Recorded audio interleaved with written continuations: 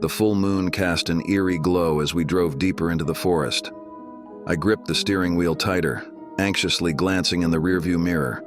Had that been a flicker of movement back there? Probably just a trick of the shadows. "Are you sure this is the right way?" my wife Kelly asked. Her voice was hushed, as if she feared disturbing the stillness surrounding us. "It's gotta be," I murmured. But doubt was creeping in. We should have reached the cabin by now. Instead, the deserted back road stretched on with no end in sight. I felt the fine hairs on my neck prickle. We were being watched. I was sure of it. But every time I checked the mirror, there was nothing but our car's red taillights reflecting back at me in the darkness. Kelly fidgeted nervously in the passenger seat. She clicked on the overhead light and rustled a map open. "I think maybe you should turn around."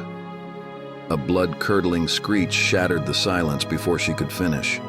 Kelly screamed, dropping the map. I slammed the brakes in shock. Where had it come from? The woods around us remained still and empty, no animal in sight. I forced a chuckle to lighten the mood. "Just a noisy owl, hun. We'll be fine." Kelly nodded uncertainly. I started driving again, a bit faster now. 10 more tense minutes passed. The headlights illuminated nothing ahead except more forest and the lonely strip of road cutting through it. Then I saw it. My chest seized in fear. There, halfway up a tree trunk, a symbol carved into the bark, a circle with an X through it, the same symbol from my nightmare. Kelly followed my gaze and drew in a sharp breath. What is that?" Her voice quavered. "Nothing. Just some kid's prank," I lied. Cold dread coursed through me as the truth sank in. We were going in circles. We had passed by this tree before. I stomped the accelerator. The car fishtailed on the gravel road before gaining traction. We had to get out of these damn woods now. "Tom, slow down," Kelly cried. I ignored her, swerving recklessly around sharp turns. The road was nothing but a blur. Suddenly Kelly shrieked and pointed out the window. My heart stuttered. Crouched in the shadows just off the road was a humanoid figure. It was hunched over something I couldn't make out. Then its head turned, eyes flashing red in our headlights. They fixed on us with unnatural intensity. I floored it. The thing didn't pursue us. It merely watched calmly as we sped away. "What the hell was that?" I yelled. Kelly just sobbed harder. I almost missed it when the trees abruptly ended.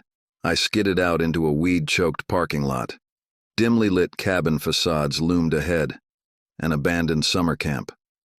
Derelict, but shelter nonetheless. "Stay in the car," I ordered Kelly. She grabbed my arm desperately, but I pulled away. "I'm just going to look for a map or phone inside." My legs shook as I approached the nearest building. I swept my flashlight over peeling paint and boarded up windows.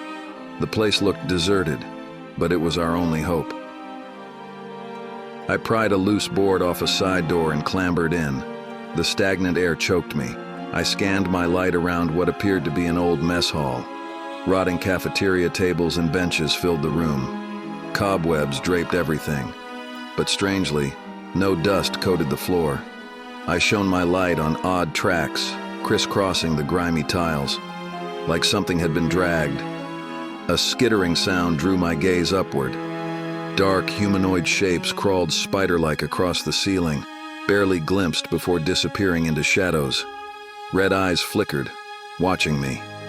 Heart hammering, I fled the building. Almost there. Just had to get back to the car. A piercing shriek cut through the air, coming from the direction I'd left Kelly. "No!" I screamed, sprinting across the parking lot. The car door hung open. Kelly was gone. I spun around wildly. "Kelly!" Movement at the tree line caught my eye. 2 figures dragged a struggling third between them. Kelly. I ran at them in blind rage. They halted, dropping Kelly. She lay motionless. Dear God, please let her be alive. The creatures turned to me. I got a clear look at their skeletal, inhuman faces before they lunged. Their claw-like hands grasped at my throat as I punched and kicked violently. Jaws unhinged, revealing rows of sharpened teeth poised to rip into my flesh. Suddenly a deep roar erupted from the woods behind me. The creatures froze. Without warning, they released me and scurried back into the darkness. Gasping for air, I ran to Kelly's side. Her clothes were shredded, but she was breathing. Lifting her in my arms, I stumbled toward the car. Had to get away while we still could. The roar sounded again, closer now. The forest trembled violently. Trees snapped like toothpicks as something massive charged toward us. Adrenaline flooded my veins. I heaved Kelly into the passenger seat and slammed the car into drive. The twisted face of a horned beast burst from the tree line right behind us, bellowing furiously. It swiped a clawed hand big as a car tire at our bumper as I peeled out. Kelly was sobbing now, but alive. Nothing else mattered. I floored it down the road away from that godforsaken place, praying the nightmare was finally over. We just had to make it till dawn. The pale light of morning streamed through the windows. I nearly wept in relief. We had survived the longest night of our lives. I turned to Kelly to reassure her it would all be okay now, but the words died on my lips. Kelly's face was pale and frozen with the same look of horror she had when we first fled the scene.